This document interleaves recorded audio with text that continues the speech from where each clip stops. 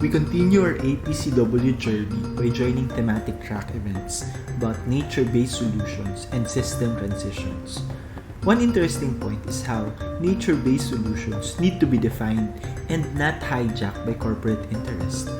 It must come from high-integrity financing and must put the interest of the planet and the people first. We also attended the event where indigenous communities showcased their climate resilience and sustainable development strategies. The Climate Week has put up a series of youth-affiliated events and hosted youth-focused discussions. Notable highlights in discussions are the huge potential that the Asian youth hold, the many initiatives that they've already been doing, the institutional support they must get, and the challenge to harness their participation and leadership. For example, there are youth-led initiatives that involve the use of new media. They have work that contributes to the issue of food, agriculture, and advocacy. Active interventions by our friends from IPN Indigenous Youth and the AIPP never missed in pushing for more Indigenous youth inclusion in the platforms of the youth constituency, given that the Indigenous youth has distinct contribution and lived experience as torchbearers of environment defense. While just transition has been a buzzword during the Climate Week, we joined events about renewable energy projects by Indigenous peoples that are community-based, equitable, and non-destructive to rights in the environment. We also talked to Joe Baxter from Sabah and other Indigenous leaders, so check this message on our page about their Indigenous-led electrification projects and other struggles.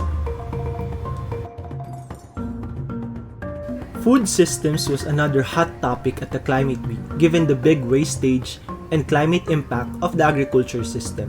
Food systems will be impacted for sure by carbon markets and just transition developments. Have you heard about circular economy and donut economics? IPMSDL has been engaging some time in this issue, and I was happy to hear about the state in Malaysia that prides itself in focusing on the people and the planet.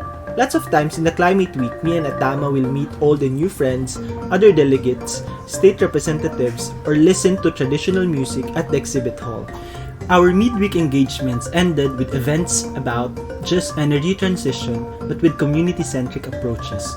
This UNIP and UN Women event now looks at decentralized renewable energy and how to finance them. Lastly, it was about women's lands rights. And since it's already the midweek, it felt like no one is speaking about the situation of environmental human rights defenders in Asia, including IP and women land activists. With the killings, criminalization, and attacks, I think the Climate Week and COP28 must also put on agenda the protection of environmental defenders. Hello!